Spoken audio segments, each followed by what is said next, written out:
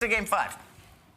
That's exactly right. And I'll be honest, it actually does feel like this one has the potential to go the distance. And I guess the primary reason why, Jay, is for how much that this match means to both of these teams. The fact that we are going to leave this match with either Toronto or Boston finishing top 12, it's mind-boggling. Yeah, it's definitely insane, my friend. If you think about Toronto Ultra, our most recent champions, they go throughout the stage and go 1-4, and that's due to their lack of success in Search and Destroy. And the opposite side for Boston Breach, you know, they get a nice little placement at Major 3, but then when they get back, they make that roster change for Kremp.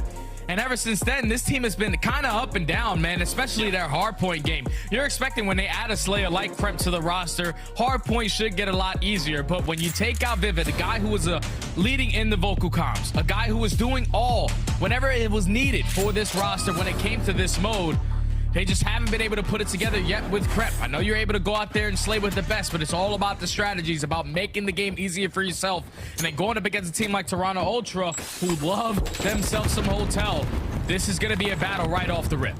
Yeah, I'm really excited to see Boston obviously come into day number 2 and see, I guess, maybe just how different they look. I mean, maybe for Kremp, right, you're trying to get a few of the jitters out as well. Still had a solid series when it came down to facing off against OpTic Texas, but you and I were looking through a lot of the numbers, man, and it feels like the last time that these two teams played, Boston were able to take it, and Vivid was a major reason for it. Feels like there is a ton of eyes on Kremp here.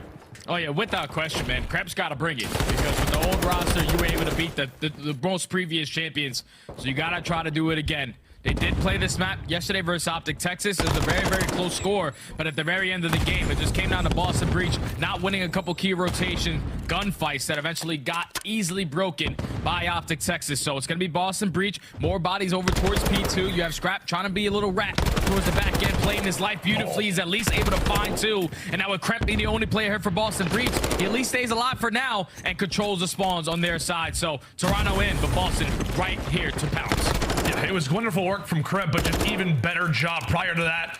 I had a Scrapz, so extra shots covered in from Hicksy, maybe trying to go for the trophy or not. We'll have to see as time goes on, but curious to see, you know, some of the communication back and forth between both of these teams. You got some players that are quite familiar with each other. We've seen Beans and Scrap go at each other. We've seen Hicksy give some call out to Beans previously. But with 20 seconds left, it is a wonderfully timed break coming in from the Breach. Scrap, in the meantime, still putting them in the dirt. A few interesting spawns as Kleenex will drop. It is Toronto currently with control as we rotate toward new. Oh, that's a big kill right there from Hicksy to at least get that player off of that remaining junk time. But it's all about these rotation gunfights. All the players from Boston already pushed out towards the back end, so Toronto have to play a nice tight setup. We're going to see all the wall bangs coming out. Awakening is going to start it off, and he's a guy that does love himself some hotel. 1.18 KD going up against Scrap, who's a 1.19, so the Flex really enjoyed themselves a nice stay at the hotel.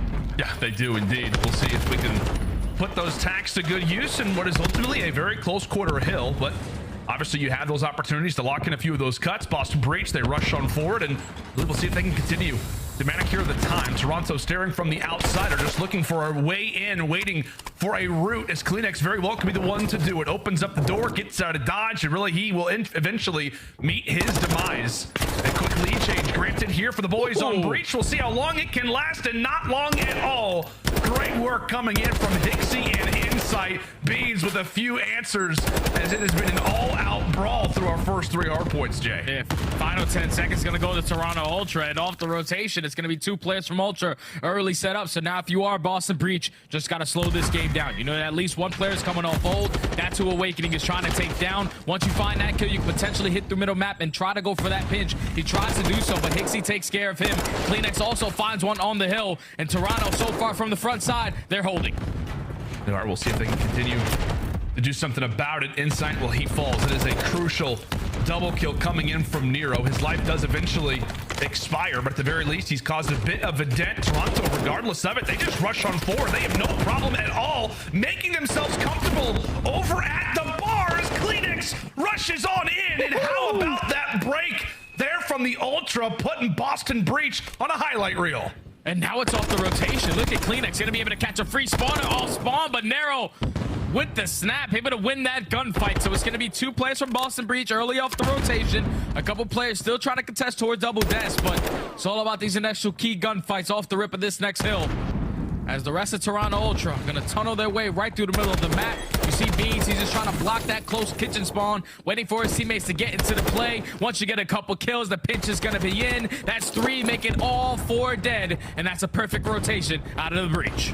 And it's a well-timed one at that as well, Jay, because I think we hit a few players from Toronto on a few sprees. Hixie, I believe, died on a 5, so you do deny the cruise missile. You also deny that early push, as Breach desperately getting some points that they need. Down by 30, and with 30 seconds left, obviously they can tie things up. Beans trying to get things going, as he's had, on occasion, a bit of a slow series from time to time when it comes down to facing off against his old franchise in Toronto Ultra, the team that actually kind of put him on the map back in Vanguard. But so far throughout the restaurant, it has been sunny skies here for the Breach. They've been taking a look out the window, and then maybe it's inspired them to do something special. Once more, we are at an even game as we head in toward the parking lot. Yeah, they were in the diner, but I guess they weren't happy with their food because they're all rushing into the kitchen, trying to have a talk with the chef. They find a couple kills, and they're able to flip those spawns. So now if you are Toronto Ultra, and more specifically Kinex, you're the only player on the hill. Everyone is going to try to cut off those front angles, but Boston Breach, they're trying to flip those spawns. They're thinking big picture. It's all about taking this guy off the point. Kleenex drops. Boston Breach, they're able to flip those spawns. But Toronto Ultra winning a couple key gunfights, so at least keep them off of the point for now.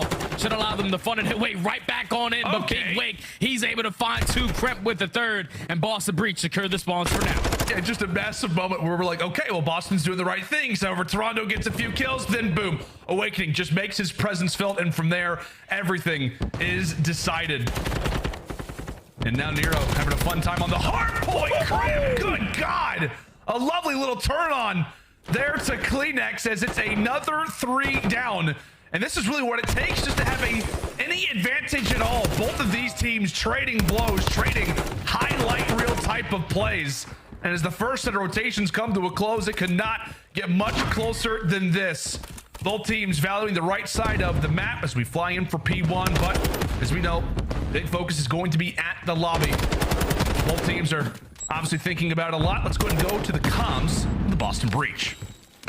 2 short. Okay, 1 short, 1 doubles. He's pushing up cube doubles. Doubles right now. Cube is still cube. Like connector. He's connector. And 1 doubles. First in time. Cube. Keep Couches. one shot, stop shooting. Nice, Try to say now. Have a shot. It's not weak. Nice, someone engine. Yeah, careful. Yeah, maybe catch behind us too. Engine dead. Can we wait? Back cross T1, Toby. What's up? Side, dead. Try and get with the kitchen ones. I'm trying to block it. Scrapz. Missing. Engine bad. Maybe useless now. Yeah, I'm on the head in. I stunned you across. Back square right now. Back square, 1 bullet. He's holding on. I'm 1 shot by the way. Back square, 1 double pillars, 1 connector. I Think they're in lobby. back says could put it lobby. We're gonna spawn out. No, lobby dead. Nice. I think one's back on me. We're pinching. Lobby dead, one deep there. He's the one to turn in. Lobby dice. One shot, lobby dice. What's that? On me. Nice, close up, Red got it. He won at D1. He went to D1. Toby. One to the right spawn. He's gonna be close right corner then. One to the right spawn for sure. I spawn spawn. Then hold on. He should be big on me up. I'll see him. Backstairs. before. Luggage running. He's down. So One's red door and luggage. Okay. He's still red door. One's got desk as well. That's one. Where's he red door?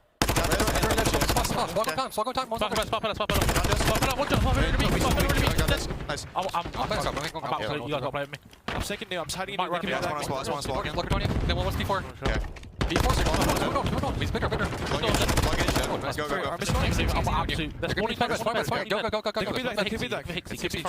Playing time. Yeah, I'm trying to flip time. Could be back door on you. Not caution. Nice header. Yeah. You got my front? And con Jagger. Oh no, caution. No, he won't con. He's con right now. Con, sorry. Side break. Side as well. Back door. I get your side door. Actually, I got wall back. Okay, they get your side door. On the ticket. Left. Nothing on storage. Maybe one front. Side bricks and center. Run away to the left. Well, I think for a moment, Boston Breach were pulling off some AI trickery. I think they loved Toronto Ultra's comm so much that they decided to steal their voices, but eventually everything kind of started to go back into normal. But I'll tell you what, Jay, right now the scoreline very much so favoring Toronto Ultra as they get a huge 3 down. Breach are investing a lot and getting that rotation over toward the kitchen. Toronto break on in, and now they are basically within 20 seconds of locking up game one. Yeah, 20 seconds to Toronto Ultra able to walk away with it. A great break on towards that kitchen hill with Boston Breach rotating nice and early. They're the worst rotation team on this map, but Toronto are the #1 breaking team. They show it towards kitchen. Only 13 seconds left until they close out map #1. Boston this time around, though, they're finding all the kills. They're controlling the spawns, blocking the spawns towards back spa. You're forcing Toronto just completely tunnel vision right through the front end. And so far, they have not had any openings. All the kills going in favor of Boston. This is going to be a frustrating hard point so far if you're Breach, but obviously if they were able to come away with a monumental comeback, things would surely begin to change. But 12 seconds more, are we surely going to see Boston maintain competitiveness over at the bar? Go for the rotation. Absolutely not. Scrappy delivering a quick triple, and that should be the game. Toronto, a commanding game one performance. Talk that talk, Scrappy. You gotta be able to walk that walk, and he definitely did in that map #1. 28 and 20, pops a 3-piece in those final moments to close out this game one hardpoint. Last time these teams matched up, it was Boston taking this hotel. Toronto have actually never beaten this squad, but finally, third time's the charm to put themselves up 1-0 in the series, and that's gotta feel good, man. For a team that went 1-4 throughout the stage, haven't really had a lot of success, but the one game mode that has been their backbone all throughout their struggles has been hardpoint. They take it, now they find themselves up 1-0 in the series. Yeah, like you said, that has to feel good. Obviously, if you are a Ultra player, if you're an Ultra fan, just to see your boys come out and do that. And, you know, I know there was a lot of questions on, you know, how are certain players going to play? I think in general, man, I mean, I think a lot of the focus was going to be on Hixie. I know he started off great. I think he ends up going on like a 5 spree at a certain extent. Goes for what? 19 and 21, minute 34 in the hill.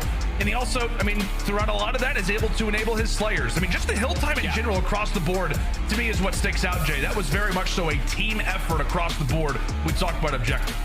Oh yeah, that's what Ultra do. Whenever they play hardpoint, it's not all about the Slayers. It's not everyone just going out there playing for their stats. They're just trying to win the game. And with a player like Hixie who just wants to win at the highest level, he's going to do whatever is needed to do that. You saw him in the beginning of this hardpoint, going on 5 speeds, getting 2-piece after 2-piece, off rotations, just making some really, really big clutch plays for the Toronto Ultra to eventually flood on in, find the last couple, and hold down the hills the way that they were. You even saw that little piece right there. That 2-piece eventually leads to Kleenex final to third. They get the final 15. The SMGs were just flying around when they needed to. The ARs are holding down their power positions.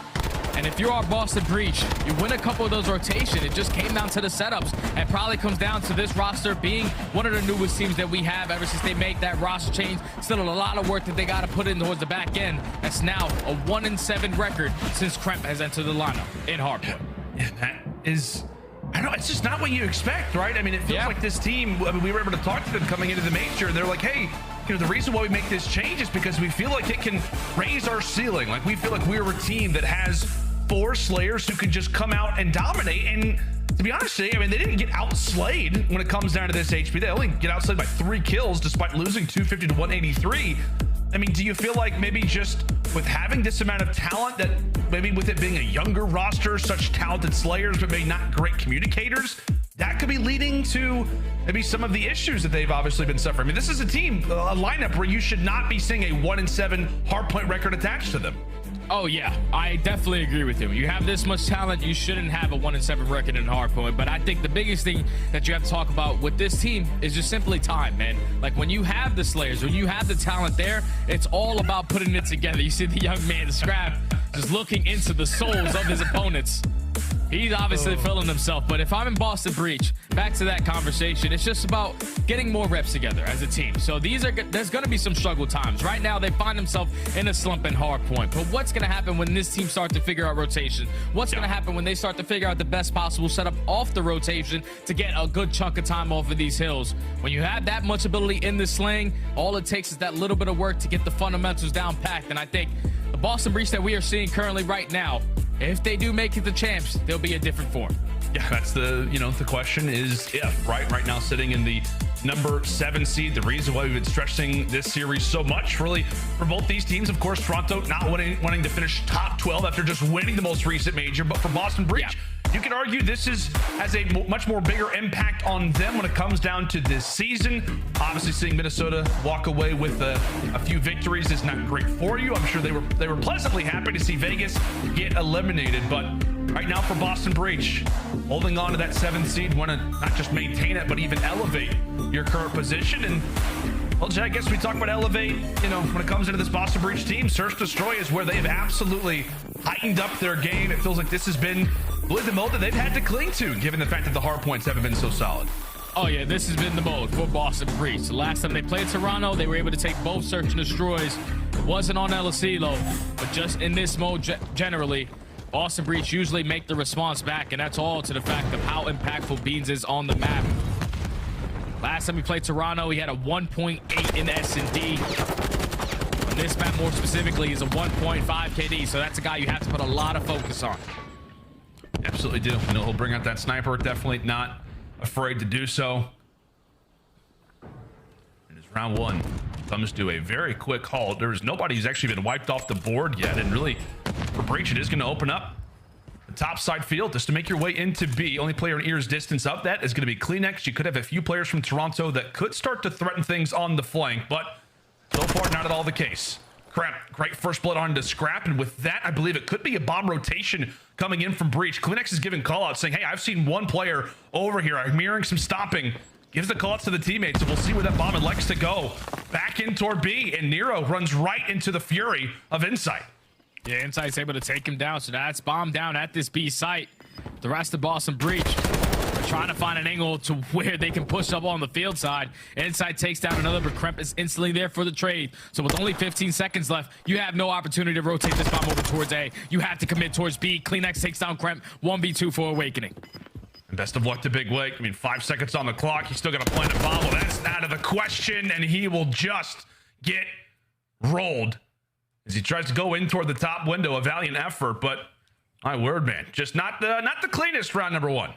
Definitely not the cleanest. Once you get the first blood onto a player on the flank, you get all the information that you need. You also spotted Kleenex over towards that B bomb. It's time to be aggressive. You have the man advantage. Just put yourself in a trade scenario. But once Nero drops with that bomb over towards that B site, none of his teammates were in a situation to even trade or get remotely close to even find that kill or probably work the plan. So Toronto Ultra stall off the clock and eventually leads to success. Insight with 3 in the first round to get on the board. Yeah, you want to see Insight have a good performance in the Search Destroy. 1.07 on the year, 0.81 so far here in Major 4. He's definitely taken quite a bit of the load, the struggles of Toronto, and pretty much said, hey, a lot of it's on me. I need to be better. So far in that opening round, he absolutely was. And thankfully, if you are a Toronto fan, seeing that another first blood go your way is a positive sign. Awakening out of the fight as Beans once more bringing out the snipe. We'll see if he can make it a 3v3. Yeah, it's a good time for Toronto to find that first blood, but you're still going up against Boston, who love themselves some 3v4 situations on the CeeLo, the best team at clutching in those scenarios. Beans with the sniper pistol. Wow. He's just trying to stay alive. Almost does it, but Nero's at least able to find one. Scrapz instantly there for the trade, though, and now it's Kremp in a 1v3. 30 seconds to go. Does not have dead silence, but he's about to get it. Issue being is that Toronto Ultra have got a free B side. They're about to get this one down, put themselves in all kinds of corners, and really make Kremp have to work. Best of luck to the rookie, who has now identified exactly where this push is going. Not rocking dead silence, and understandably so. They know where you're going to be coming from. Spotted, tags up Hixie a bit, but yeah, with 30 seconds left, he may just go ahead and eat this nade, or no, he'll go ahead and toss it off. He'll still give it a valiant effort, but yeah, this is just not going to happen, Jay. Yeah, they have all the crosses set up. Ultra with the perfect rotation over towards B. Hixie puts down a couple shots. It's time for everyone to trowel. Scrapz is able to find that final kill. That's on the back of another first blood. Toronto Ultra usually struggle at finding first bloods on this map, especially on the attacking side. They don't usually get that bomb down. When they find that first blood, it's all about those mid-round adjustments. They haven't done it all throughout stage 4. We're talking about 3v2s, 2v1s. They just simply did not have that clutch ability in those scenarios which has led to the record all throughout stage 4. But that time they don't mess around. Everyone watches the crossfires. You get the bomb down in the 3v1. Basically a flawless round for Toronto to go up 2-0. Yeah, you can see the streaks going right now. Scrap and Insight. Really been the search destroy superstars so far for Ultra this year, doing their thing through the first 2 rounds. And Scrap making the dead silence play quickly through the flank, and he also does have Insight not far behind him. So this is a 2-man flank, both of the ARs, as the dead silence does run out, but Scrappy has absolutely made a lovely jump. Insight gets things started. Awakening beam. Kremp also will fall. Nero left in an instant 1v4, making a 1v3. And he has got to do something special to just stay alive for more than 10 seconds. Not going to happen. Toronto once more making the plays. The ARs, the ones on the flank. They just find the angle. Usually don't expect the AR players to be the duo going on that deep flank all the way up through the courtyard, but no hesitation on that push. They spot no players on the right side of the map, get right through the back of White. Insight starts it off with the first, and eventually the rest of the team collapses on them as they find all the kills. Basically a flawless search and destroy from Toronto Ultra. 3-0 now.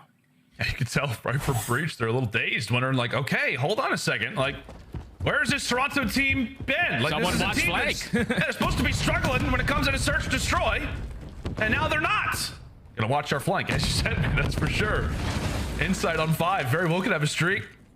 Moving in for the remainder of just round number 4. As we said for Boston, I mean, what a round this would be for them confidence-wise. Down 1-0, cannot afford to go down 4-0 already, especially with that control looming. They've not been great on it this year versus Toronto. Into the round we go. Nero tossing out some utility, looking to get something going. And really, he is the playmaker right now for Breach J. They're relying on him to walk away with this first kill. Yeah, and if you're about to breach, just don't give up a first blood, because if you are Toronto Ultra on the attacking side, more specifically in 3v4 situations, they only have a 13% chance at winning the damn round, and they barely plant the bomb. So you find the first blood this time around onto Insight. It's in a 3v4 situation. Bomb has still yet to get planted, and the time is starting to tick. Toronto, they're just trying to read where the pressure is coming from, but already a couple players on the side of Boston Breach pop that dead silent. They're ready for the flank. Nero takes down clean up with Scrap, answers onto Beans. Now with only 15 seconds left, Ultra still have to plant. And I don't know if they're ever going to get their chance, Jay. They're not going to get their chance. 10 seconds left. Scrap, there's surely no way. Nero ends up dropping him. And it felt like off the start, I mean, Beans finds the first blood. But as you said, man, they had full control, it looked like, of the warehouse. Never plant the bomb. And, I mean, Breach, they just pick them apart. They just continue to win trades. Yeah, that's the thing that's scary, because if you are Toronto Ultra, who are the worst team at getting the bomb down on this map, this is why you tend to struggle on your attacking sides. I know you get first blooded, but once you get that A control, just get it down, make the play come to you, so then you guys can choose a couple different angles instead of trying to play for that information. But eventually when that happens, Boston are able to take their very first round of the map on the back of Nero finding 3. So that might have been a turning point in this search and destroy for Boston Breach to get some momentum. Yeah, it just feels like if you're Ultra, like, take advantage, right? I mean, just take every advantage that you can. Right now, you got Boston in such an awkward spot. I mean, Beans and Awakening are combined 1-7 right now. Thankfully, Big Wake does get on the board. Another flank opportunity here for Toronto. Ends up crumbling. Hixie and Insight fall by the wayside, and now it is once more left up to Scrappy. A familiar spot to last round. Has got the all to do, and these are 2 very quick rounds from Breach. And that's great adjustments right there from Boston. So far on both their attacking rounds, they try to push up through field, but just wasting that much time on the clock allows the players from Toronto Ultra to find openings to try to go for that flank. But this time on this attacking side, they instantly get that bomb down towards A. Awakening actually watches the flank this time around. He gets the first blood, a little bit from of assistance from Beans to find the second. And you leave Scrap in the 1v4 with that bomb planted towards A. Have a better time doing something else, because that's not going to be easy. As Boston able to chain a couple rounds together. Down 3-2 now. See if they can make it 3 in a row. It was Toronto who started off 3-0. Like we said, back-to-back, very quick situations going the Breach's way. In Toronto, as we said, a team that does not like to plant the bomb, finally going toward that strategy. Bomb planted instantly, but based off of where those arrows are, you can see Nero, he's trying to make a cutoff. Pretty much put Hixie in this mattress room all by himself, but has got a lot of things to balance. He's spinning plates, and oh my god, they all come crashing down. Awakening now left all by himself. 25 seconds to go. 1v3 for Big Wake. Nameless is a big fan of this guy because you can never count him out at any of these moments, but Toronto Ultra on that attack. That's exactly how you want to play it. No one shows presence from Boston in towards that A site. HyDra with no hesitation on that bomb plant. Once he gets it down, Boston are now forced to retake. Scrapz gets the first blood. They all hold down towards bottom pool. That eventually leads to a very, very clean round for Toronto Ultra. They usually don't have those, but already the adjustments are in. A very timely round at that for Ultra. As we said, it was 3 to start. Boston began to answer back. And then a timely one there for Toronto. Lovely stuff coming in from Kleenex. No his potential. Search destroyed. Nice little battle there versus Nero's. Get ready to highlight that, but look at the teamwork. Coming in from the SMGs. Let HyDra fly. Watch what he Oh my! A quick triple. And with information found onto Big Wake, this round from Toronto has been excellent. It is theirs to lose. But can Big Wake do something special? Another 1v3 attempt for him, and boy, do they need this. Crucial round. Has all been decided on the play by HyDra. Now leaves Awakening in the 1v3. Invest that Thomas, though, with the repositioning, is able to find Scrapz. So more manageable situation in the 1v2. 40 seconds to work with. Bomb still down towards bottom pool. So he has a lot of ground to cover, and that Dead Silence is about to run out. That's the biggest problem. 30 seconds to go. Bomb acquired. Footsteps absolutely heard. And with that, see HyDra looking to make sure that that B round has not actually happened. And no, not going to go through. Wonderful work from Toronto. They just hang out, wait. I'll tell you what, man, that round is all on HyDra. A lovely little hat trick to kick us off. And it's Kleenex who finds the fourth, giving Toronto that point. And those are just game deciding plays right there out of HyDra. Game winning plays. The fact that he finds 3 and then completely backs up to his spawn, gets recoups with his teammates, and doesn't try to be the aggressor to find an ace on a round. The guy's just trying to win, and that's a perfect example of that. When you find 3 kills, you're probably feeling yourself. Gonna try to go for an ego chow, but backs up, regroups with his squad to not allow Awakening to clutch the 1v3, to not put Ultra at point game. I mean, these were the plays that we saw HyDra make when it came down to major number 3. When he was called upon, he was able to do what was needed. The SMG is completely frying in these last few rounds. Can Bean start to bring it back? Well, now it is all on to him, and there you go. Toronto Ultra. We said S&D was a struggle, but that did not look like it. Looked like they were having a fantastic time here on El Asilo as they put Boston to bed and quickly go up 2-0. And the crazy thing is, both of these squads do tend to struggle in those first bloods, but I'm pretty sure in majority of these rounds, it was Ultra. Every single time finding that opening kill and then playing the trades the correct way to close out some of these rounds. Momentum continues from that map. Number 1, they dominate in this search and destroy. And this is why it's scary to play against the Toronto Ultra squad when you're coming out of that winner's bracket. Because this is a team who recently won the most recent major, as they find 5 first bloods in the map and close out the search and destroy 6-2. Boston Breach, you gotta show some life, man. You gotta show something, because if you walk away with this major with no points, sitting at 160, you are now considered in the bubble.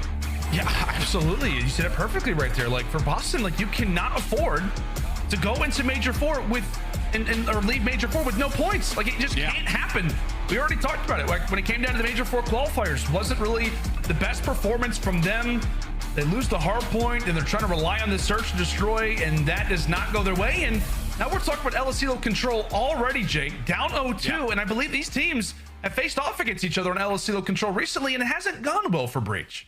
Yeah, the last 2 times that they have played it, it has not gone well for Breach. It's a 6-1 round count in favor of Toronto Ultra. So obviously all momentum on their side. They're up 2-0 in the series. They're the best control team in the game. It's looking like Toronto Ultra potentially will be able to close it out in 3.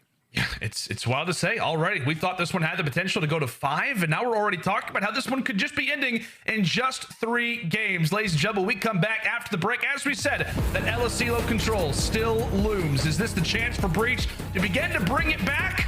Or will this be a hot 3-0 for Toronto to kick off their Major 4 tournament? We will see you right after this.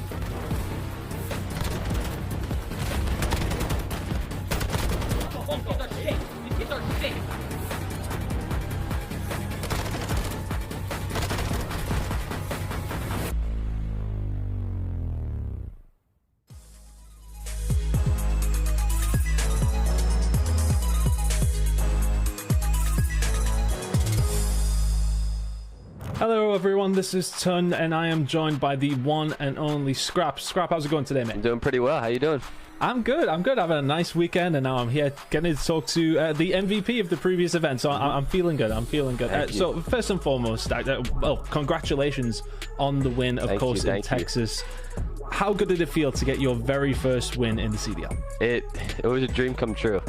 You know, I've dreamt for this for years, even before I was 18, just waiting to get my chance and waiting to just hoist the trophy up, and I couldn't ask for more. So obviously you guys have kind of been near the top throughout the season.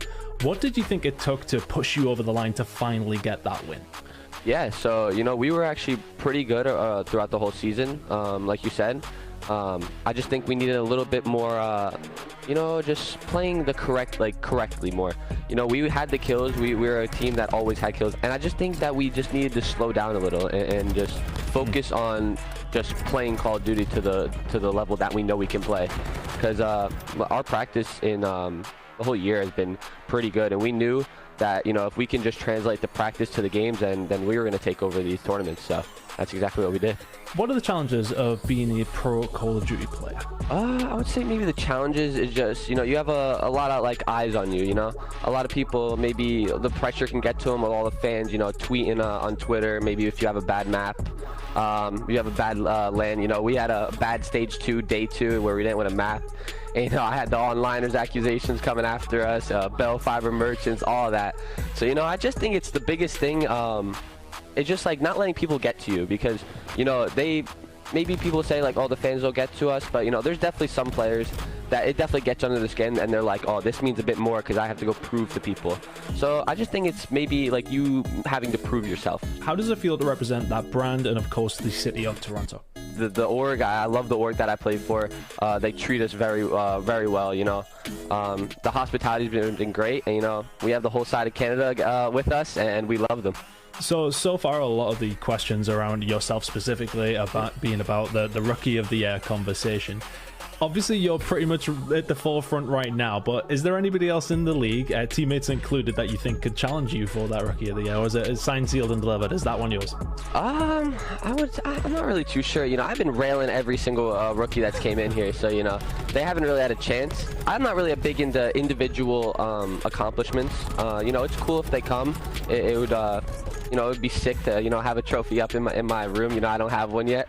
But, you know, I'm all about like team awards. You know, I want to win the majors, I want to win champs, and I want to do everything as a group, because winning as a group through all the practice and through everything that we've been through together means so much more than me just winning an individual trophy. A big thing about your character as well in the league is the trash talk. I'm a huge fan of it. I was even from seeing you in challenges, I was excited to see you bringing that over to the professional side of things. But we in Boston actually bumped into your mum, and she says you're a lovely boy. So where does the trash talk side of things come from?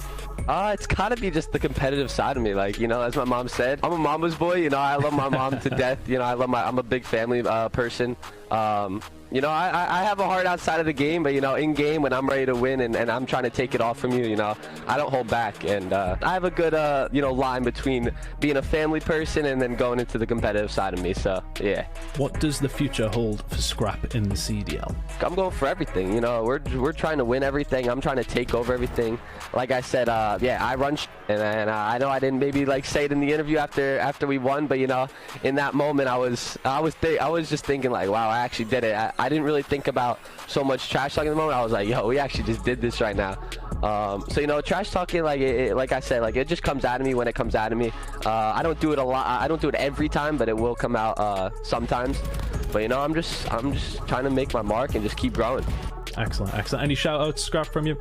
Yeah, you know, I shout out my family every time. So literally my whole family, they watch every game I play in. They watch me win the major. Shout out my teammates, the org, and you know, all the fans in Canada. We love you. Excellent. Scrap, thanks for the talk. Good luck in your games in the next upcoming stage. Thank you.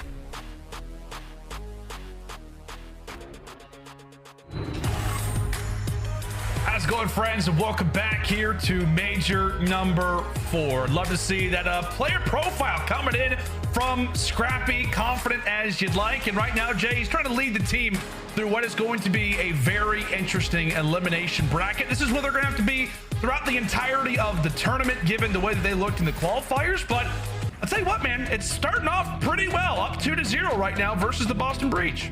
Yeah, if I'm Toronto Ultra, I'm not really scared to be in loser's bracket. I'm scared whoever's the team that's got to play this squad because we know what they are capable of. Our most recent champions, and right now they find themselves up 2-0 in the series versus Boston Breach, going into a control where they love themselves some Elisilo.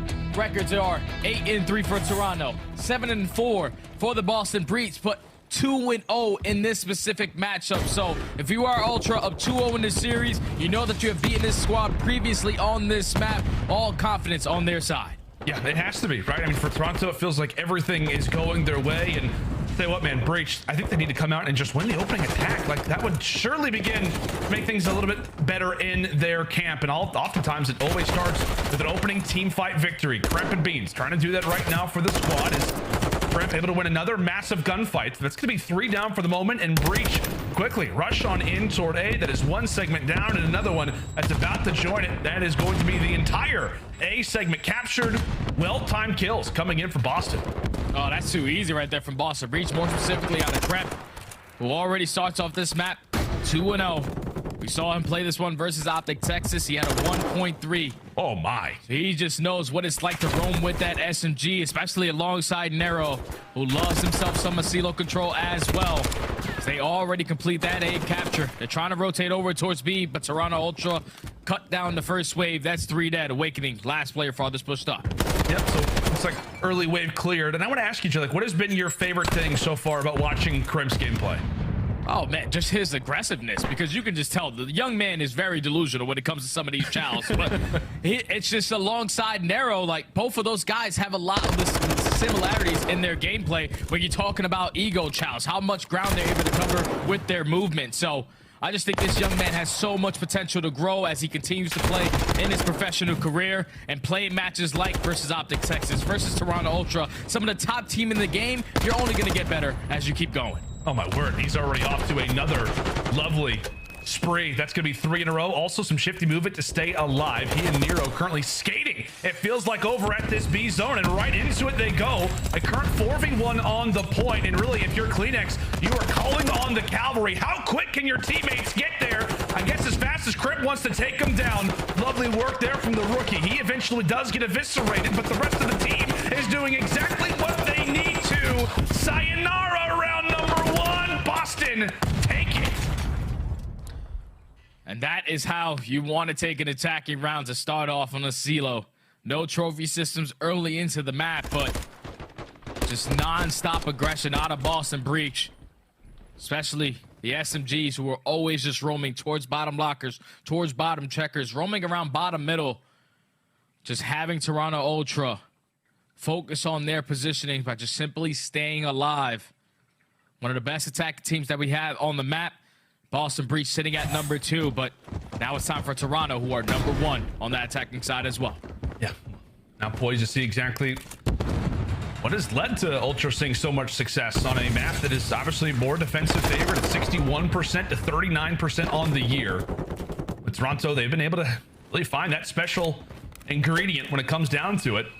But in that opening engagement, it's Boston who is able to put a few to bed. Nero could be in threat of earning a cruise missile. 2 more kills to go, and right now finds himself in a good spot. Has to be careful not to throw it away. Lovely reaction as Breach continue to fly. 1 more, as we said, for Nero. And this is a guy who I wanted to put a lot of focus on this map, because online, Nero, on Elisilo, he's a 1.4 KD, but on land, he's sitting at a 1.0 clean. So he drops a little bit, but already on a 5 streak. potentially earned himself a cruise missile. Freebie onto Kleenex. Time to get out with your life. Unfortunately, HyDra is able to catch him. So now with Toronto finding a couple kills, they have full control of field side. Probably just gonna try to get up towards B to stop that clock. B's a big one. They would have dropped Kleenex in the meantime, and so with that, now all the pressure, as we said, begins to fall into Awakening. HyDra with the lovely flank ends up setting up this play quite nicely for Ultra, and that instantly looks like it's going to be the B point going their way. Nobody from Boston is going to be in distance of it, and that is Toronto Ultra. Their attack on Elasilo explained perfectly, Jay. That's just too good. Actually, to walk away with that B point nice and early, so now you have 1:30. Try to rotate over towards A. It's now Boston Breach on the defensive end. You have Kremp roaming around towards bottom pool. You have Beans all the way pushed out towards back yellow shack. He does get sniffed out, but he wins his gunfight. That's now 3 dead in the feed. HyDra last player up, but he should get traded here. And now Boston Breach, they cut down the first wave. Only a minute left. They have to hold on. Just to be able to do that. And really, right now for Ultra, it's about finding those timely picks. Never going to be easy for the defensive team to lock things down, as we said, over at the A point. Much easier for the offensive team to get there. Kleenex trying to make a little bit of noise toward the back. That's going to be 2 down. And now for Ultra, they will find their kills as well. It is a full-on collapse and a stack inside of the objective. Nero is going to bring out the cruise missile. Here comes the cruise. Can it land in time? It will. The trophy is there to stop it. That zone continues to fly, and that will be it. Cruise missile does nothing. Oh, that's a panic situation right there out of Boston. They go clean for dead. You saw the initial 2 players that dropped the Kleenex. Once those 2 guys dropped, the other 2 players from Boston tried to be aggressive because they know we cannot go down in this situation, but they were too aggressive, and Toronto were able to capitalize on it. Get the 4 down, get the stack in, and even get Nero to invest in that cruise missile, which have been so crucial as we got into these later rounds. But now Toronto Ultra, they don't have to think about that one. Much needed attacking round, especially with Boston wasting that streak. Yeah, I mean, you just feel like if you're Boston, like you absolutely could have used that moving into a future attacking round, like this one that they're about to have. Like, I don't know, it just felt like in a spot like that, we were even questioning whether or not that the streak would even actually be useful at that moment. Questionable plays coming in from Breach. I think we actually saw a knife to the back of a teammate, so maybe communication not on point at the moment for Breach. Regardless of it, though, we head into round number 3 with them back on attack. So far, both teams looking pretty nice when it comes down to offense. We'll see if Insight can actually earn a cruise missile himself. He sits on 4, eventually does drop, so good work from Breach just to get him off of that spree as they look to focus their attention now back toward A. All 4 players here on that zone's about to go. Yeah, it's too late. It's too late already if you are Toronto Ultra. We're about to make a decision if you want to try to break in, but Boston might have made it for you. Because they now realize that there's only 1 player on the point, so it's not going up as fast as they thought. HyDra has worked his way all the way around backfield. He eventually does get cut down by Awakening, but the rest of Toronto Ultra, they're still trying to contest this. They're not trying to get this one up for free. Yeah, you can take a moment there where Toronto's like, okay, you just, we want to put 1 player on the objective. Fine, we're going to make you get back on it. They do that, and well, Boston makes them pay. Toronto wants to get aggressive, and Breach end up making the inverse happen. Lovely work as Nero, not able to turn. The kill would have been huge. In the meantime, it is Toronto winning some timely fights, clearing out the backside of the base. Beans gets wiped away over at top party. Big Wake's at least able to tag 1, so that will keep Breach's map positioning alive, because they've got 2 players behind enemy lines. We'll see what they can try and do as HyDra, lovely work toward the top, finds a kill, skates, stays alive. Minute 20 on the clock as Nero finally will put his foot back on B. Yeah, they're able to get on the point. Just have to focus on this 1 player over towards White, which is Kleenex. He cuts down Beans. With him staying alive in that position, Toronto is going to get those close spawns, so they should be able to put the pressure on, and that's exactly what they do, is they find all the kills in the feed. Make Boston hit that reset button. Now all spawn with 1 minute and 5 seconds left on the clock, down by 3 lives. How do they decide to attack it? 2 players going on the flank, 2 players trying to hold on to White. Big gunfight went from KiSMET. He earns that cruise missile. Take a look at player 8. Take a look at player 5 right now from Boston. They're trying to make the SMGs pull off something special. Nero eventually traded out, and now the sole man alive over here is going to be Kremp. I think his position actually isn't known as of yet. Yeah. No, they have not spotted him. We'll see how much time he can buy. Not enough. Did what he could, but with 30 seconds to go, Boston Breach once more. Hand in hand, like brothers in arms, trying to make their way up the map, and they just continue to find some timely kills. A lovely nade over the top gets granted for Scrap. Big now win. Find the second. Big wake makes him pay. Boston once more on the objective. Insight, he's got to dive. Oh, Kremp ends up winning it. Can KiSMET get here in time? Boston stat, and there you go. Another offensive round victory. Breach just set that up beautifully, man. It's the aggression from the SMGs. Kremp and Nero, every single time are pushing up Keg Alley, just trying to take control of tools. They know that their ARs have some of the best shots in the game. We get down towards these spots. Awakening is definitely watching over us, and so is Beans. As they take control of the middle of the map, they force Toronto to consistently spawn over towards top cliff, but I don't think Toronto ever found themselves in a situation when they decided to decap over towards B. It was like Boston Breach. Every time they hopped on that point, it was the same progression they had before they dropped. So I think if you are Toronto Ultra, you let that one get away from you. But at least KiSMET does have that cruise missile. That's very true. I mean, we just talked about like the slang talent that both of these teams have, right? I mean, we know, Jay, like how LSCLO control works sometimes. It's just a matter of like, it has like a Berlin effect from last year, where it's like if you can find a few quick kills in stride, the defensive team can spawn out in such a weird location to where you can instantly put them in a spawn trap.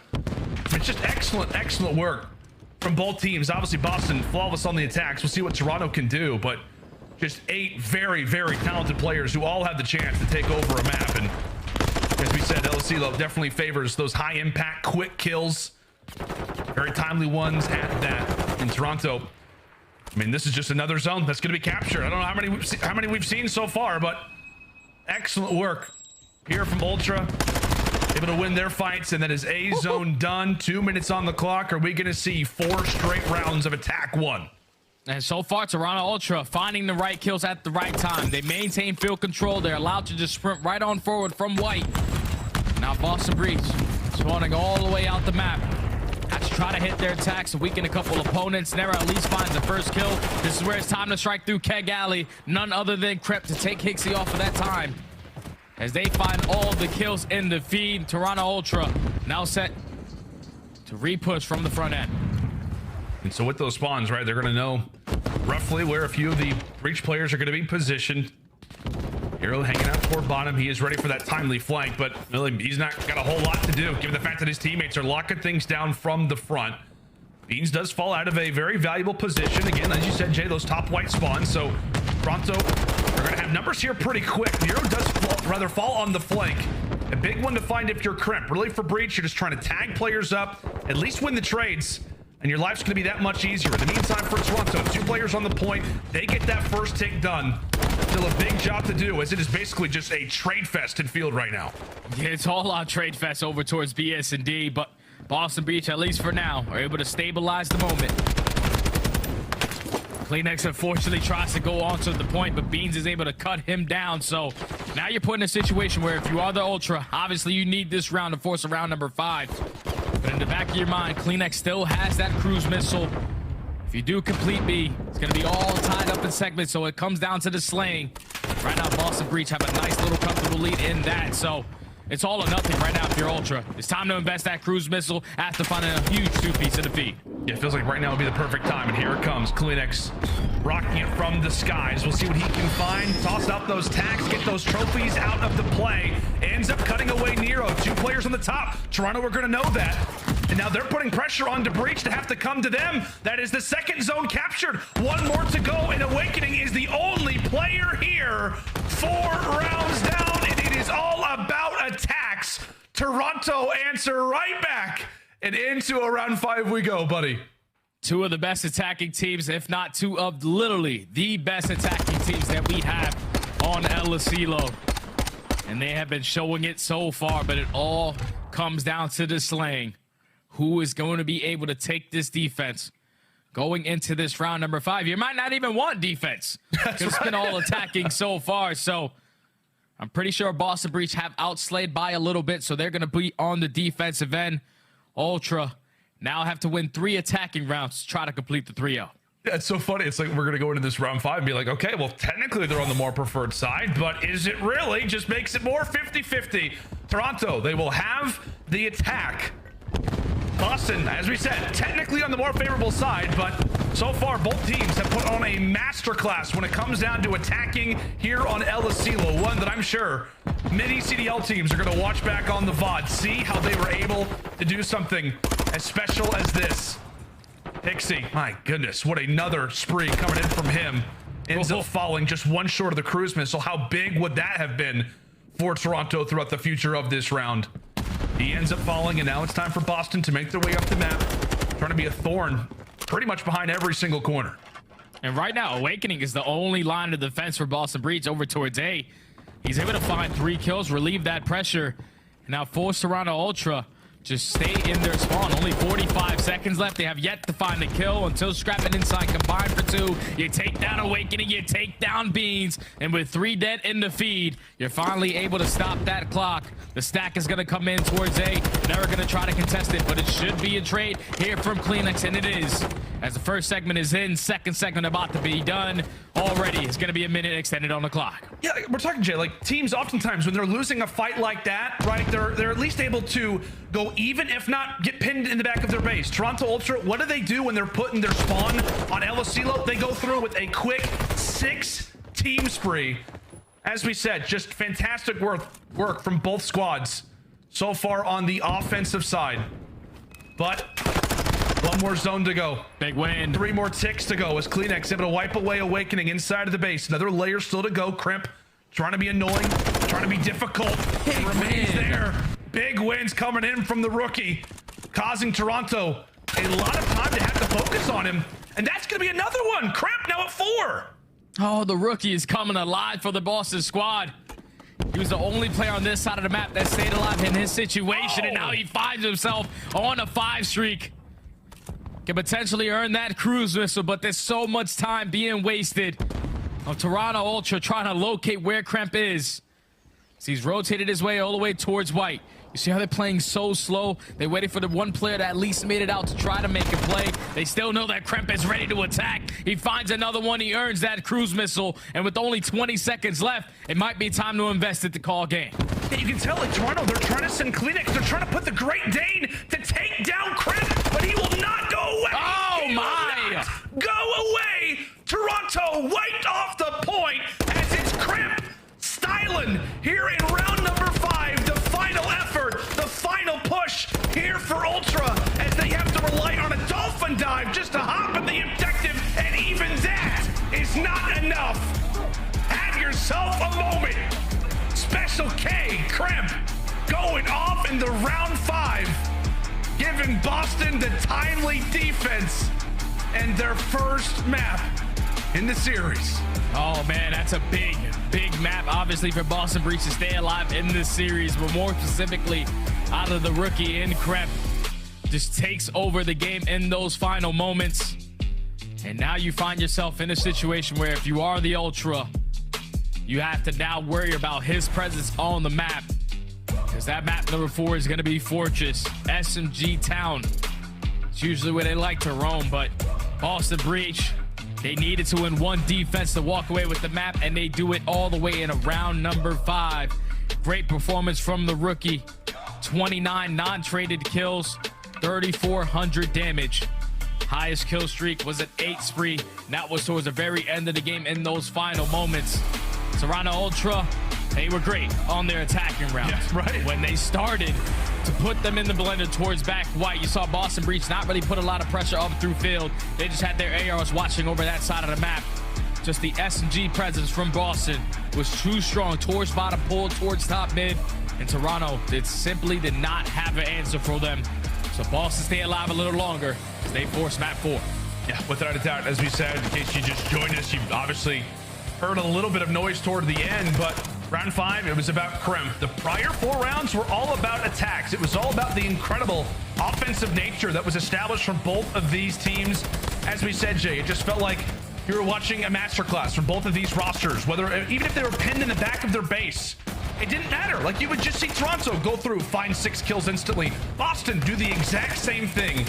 Incredible stuff from both of these rosters. As we said, just 8 very, very talented individuals when we talk about this lobby. But at the end, it was just Kremp being a problem. Goes on a wonderful spree. And a lot of those kills, Jay, they were on the Kleenex, right? Toronto, they were trying to send Toby to try to drop him, get him out of the picture, just so they can make it through field. The fact that Kremp remains there never makes Ultra comfortable.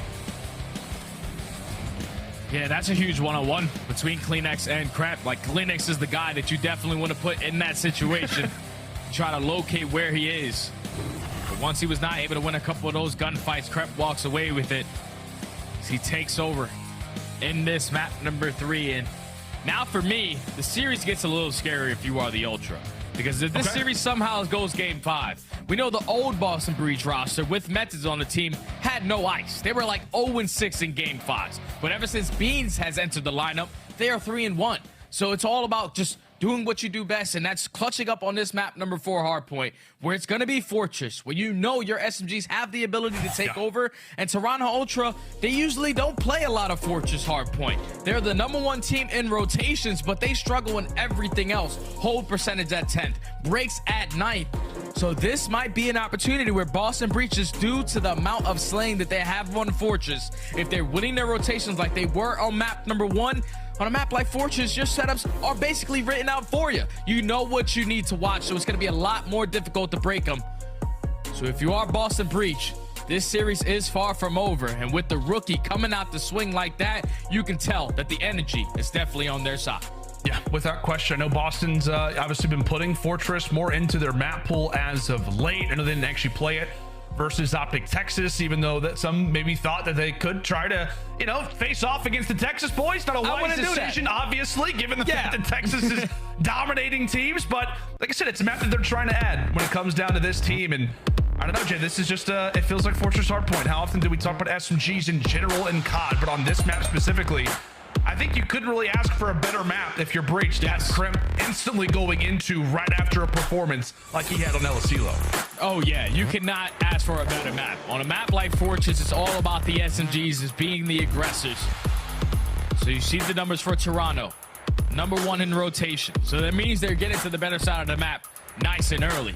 But their setups after that are not great. And with the way that Boston Breach have that sling on the back pocket, they're also 4th in breaks on this map. They should be able to find a couple easy ones. But here we go, into the map number 4. Ultra starting off on the better side, so they will get some early time off of P1. The Boston Breach, they're finding a couple kills. They already find themselves into art as Kremp is trying to flip those spawns. Yeah, Kremp just comes through with a quick double.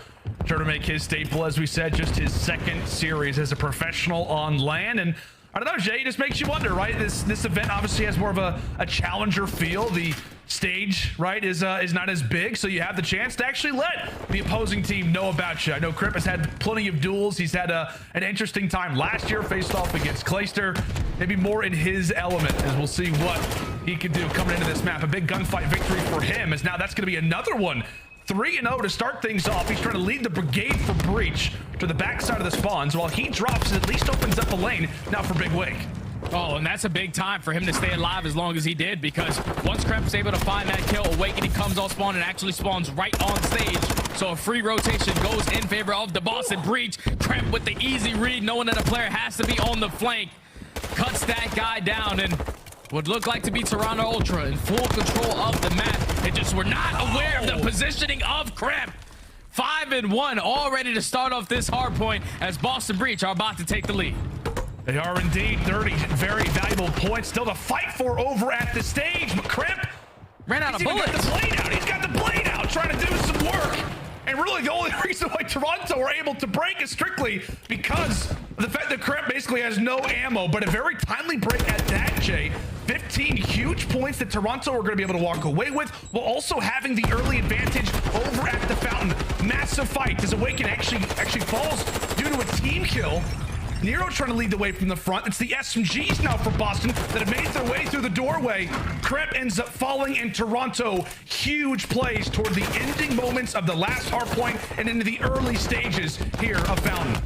Yeah, that's just great teamwork right there to Ultra. To fight that P2 all the way until it got to about 25 seconds. They get that junk time. They send 2 players off the rotation. And so far, they have gotten a flawless hold until the Awakening is able to win that gunfight onto Scrapz. Look at the spawns for Boston. They get the close ones, 2 double doors. All 4 dead in the feed. Ultra try to have to hold this cross to not allow him to get on the point, but what looked like to be a money setup for the Toronto Ultra. Boston Breach instantly find the break, and now it's leading to some much needed time.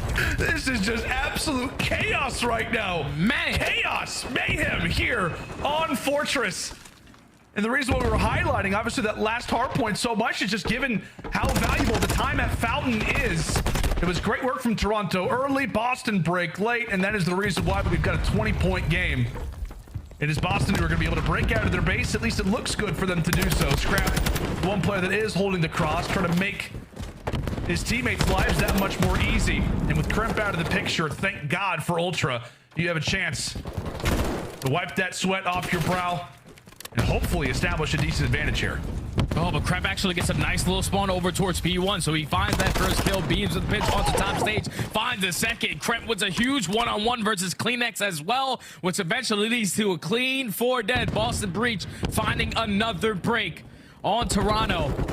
So now with only 25 seconds in towards the Cannon Hill, you might want to be the aggressors in this situation. If you are Ultra, you know how much this time is necessary, but it's also all about this side of the map. You want to try to trap them in towards the back of the Blacksmith Hill. As we get now over towards the P5, Toronto find a couple kills, but it's going to be Boston. Early setup towards Anvil.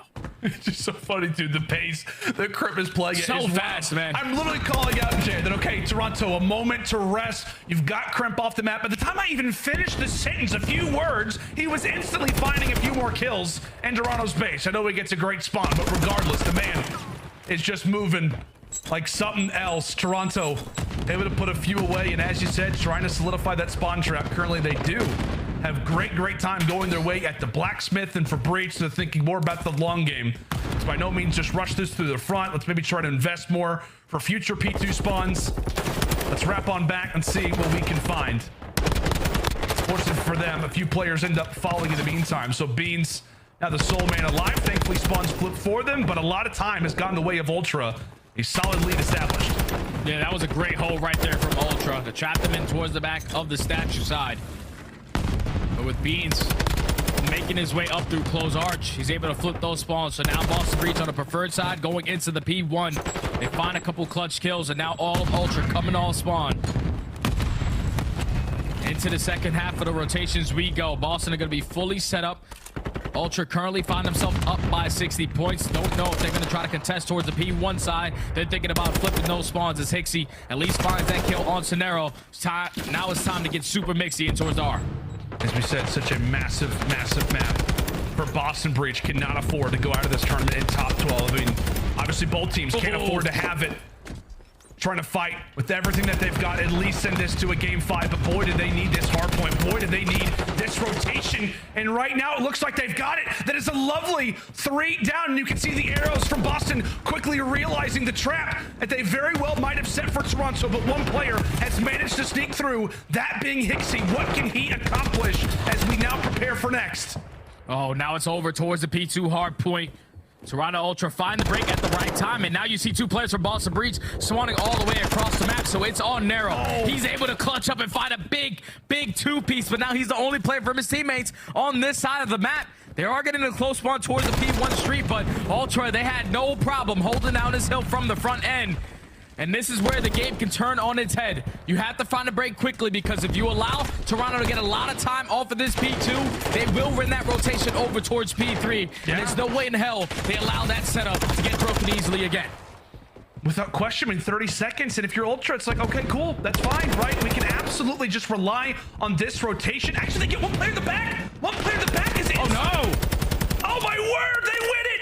They're able able to win it, so the 20 seconds will belong to them, and now it's a race toward Fountain, a hard point that will absolutely change the landscape of this map and series. We have to step aside and see how the comms are sounding. A listening here with Ultra. Yes. Yeah, be on truck. Be on truck. Be on truck. You on really weak? Bring it. Nice. He might spawn out. He's gonna spawn out. We should gate. Okay, I'm down. I'm in top green with you, bro. Let's go. I'm flying. We can time. No Time. I didn't want to go. Green. Nice. One more. Top green. Go. And then one time. Stay alive, Jamie. Stay alive. Just hold Stay alive. on. Time. Weak. Gate. Yeah, and one. Locate on him. Okay, one front. Two front. He's hitting low green now. Okay, now. Okay. Trap him in as well. This one's stable. One was low green. Okay, okay. Oh, hey. Oh, hey, in front of me. Dead. Nice. Bottom green. He's looking Dead. front. Nade the fuck out front. Yeah, stun first. Nothing up P1. Most one ring. Yeah, challenge me time. One shot at a time. One's front. close right. Okay, One's close right. Too much here. Really on time. So one low ring. Hold as well. Yeah. I get P1 push up. I'm getting green. Go push out front, boys. I'm in green. I P1 push I up. think it's pushed out front on me. Front. Could I'm be. a low green. I think we'll dart. I can hold the gate to go low green. Yeah, stable dead. Nice. I'm on P2 here.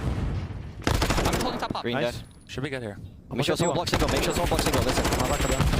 Alright, top green wake. I'm backing up in P1. I'm in hill. Oh, it's P2 now. P2. Already stage check.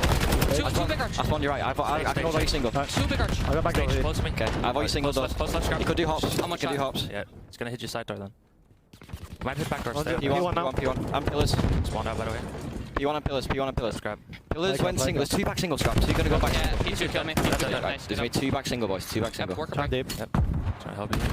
Yep, and Time. fork. Chan. Climb top. I climb top shit. Left and fork. Waiting. Back deep. Absolute on the close to the stairs. Nice. One's in time. One's Top top. one time. Trying Top weak. Top weak. You're left over when you jump in. Yep. Pillars dead. One time. Charlie over. Nice Side door has to be. The P2. Look at your Could be P2. back door. Watch it.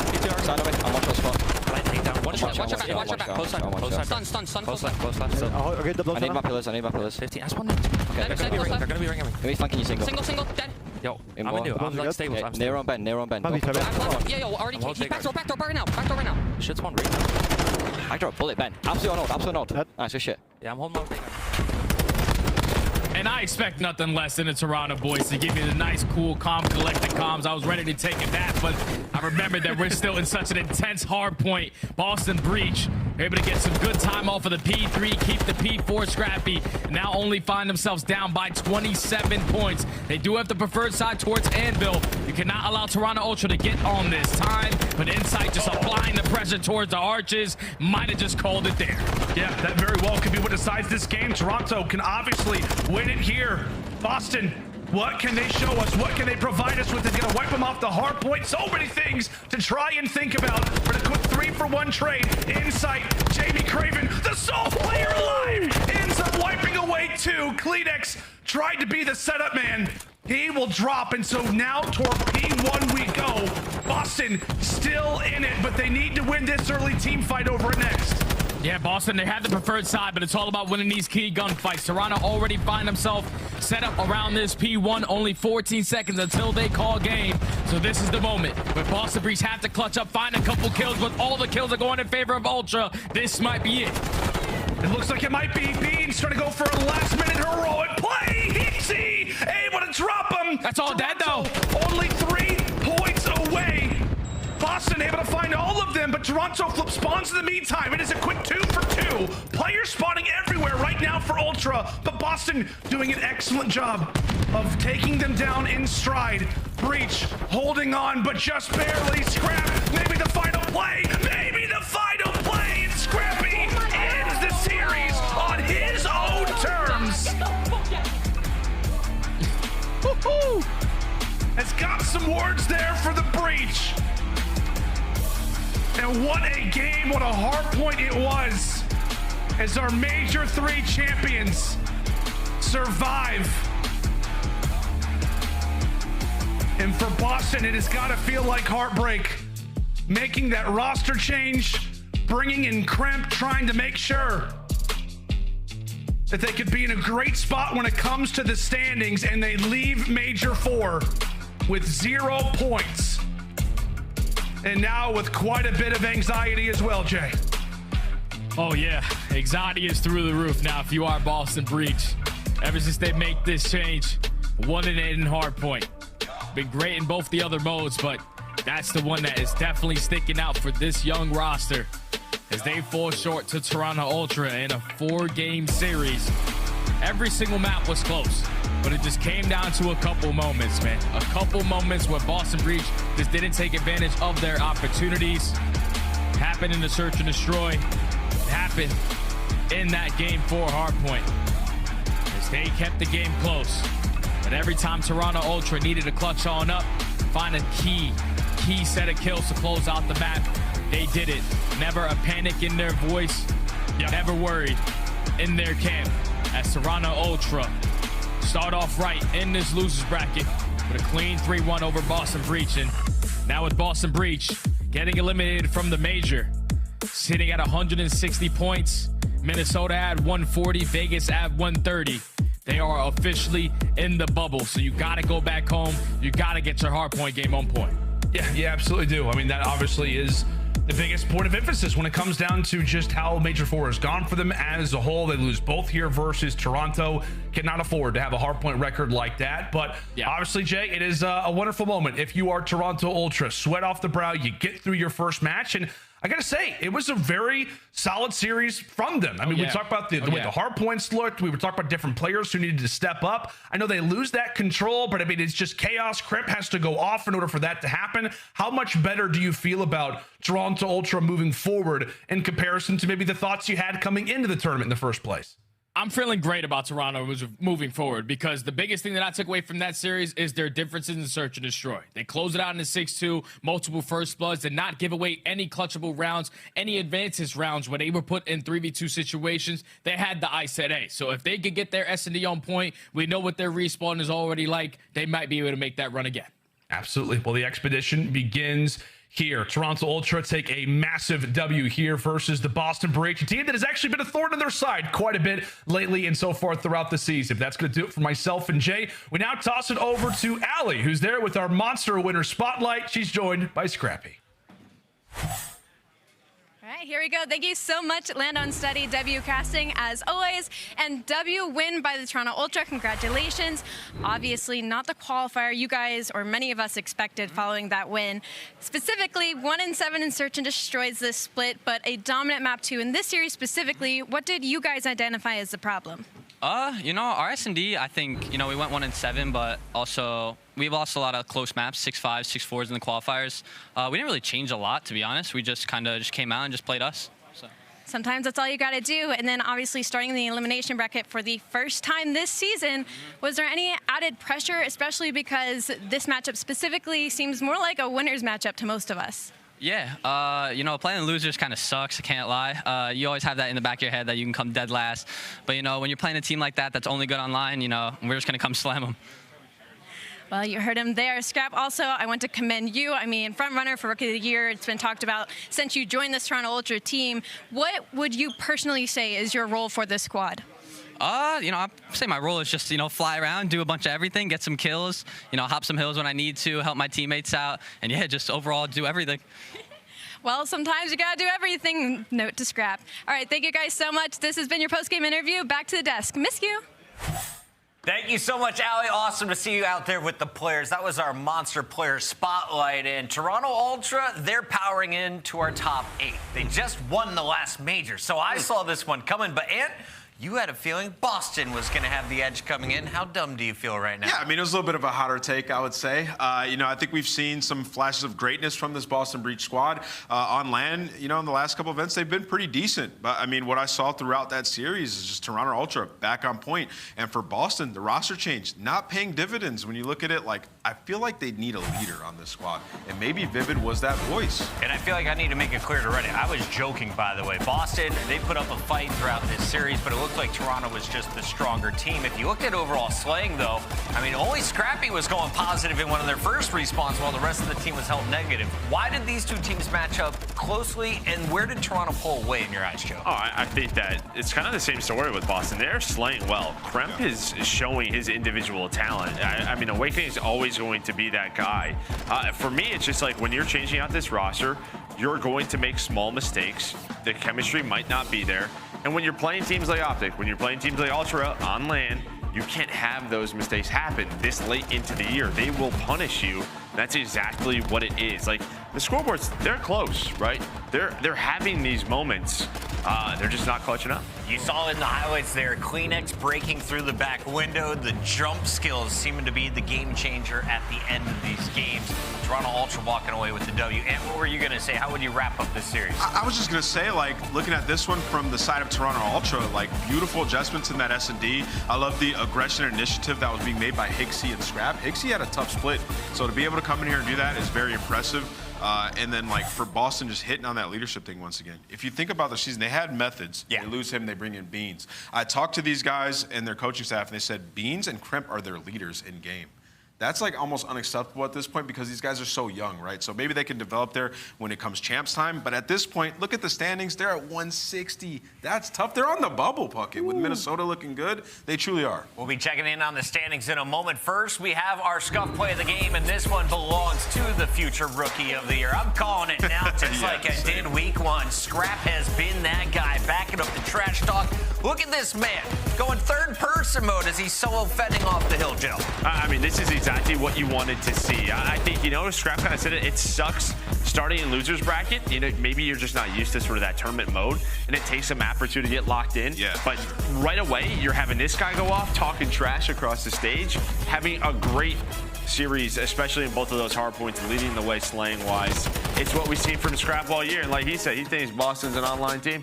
I think Toronto is making a run to the finals. They would have to win 6 in a row and take down either LA Thieves or FaZe in their third match, assuming they get through Florida. There's a look at the crazy bracket, and if you are a Boston Breach fan, yes, you're annoyed you went out 9 through 12, but take this with a grain of salt because you lost to the 2 teams that were in the most recent final. You lost to very tough teams. If you would have won a few games in your qualifiers, or if you didn't lose that series to Vegas, you have a totally different bracket and a totally different tournament. Yeah, absolutely. And we talked about the OpTic game, a couple moments away from winning, but the same thing here versus Ultra. Hopefully this isn't a looming problem for them and they can actually fix their issues in game going forward. Who will it be on this squad to step up? We'll find out in the next split, but for now, they're out of the tournament. They're still in the top 6, sitting pretty for now. Toronto is moving forward, though, and you will see them in action tomorrow. We do have one more match still coming tonight as Seattle will face off against the Røkkr. Before we get to that, though, it's time for some spotlights brought to you by Citadel. The brand new content coming your way April 28th to It's a stick figure. Video. Who's that pro? He's got 2 CDL major wins, Joe. Looking pretty skinny. Was it 2021 CDL All-Star? Broke the S&D kill record in his debut CDL match. I got it. What do you got for me? I think it's Insight. You think it's Insight? Nameless? You got one? They didn't even give me a chance. Cash money, baby. Cash. Graphics guy yelled out cash. Joey knows his pros. Insight, aka Winsight. Jamie Craven is your spotlight player to watch. When we come back from break, we've got the Surge, we've got the Røkkr. Get your channel points ready and put them all on the line as we close out our Friday night.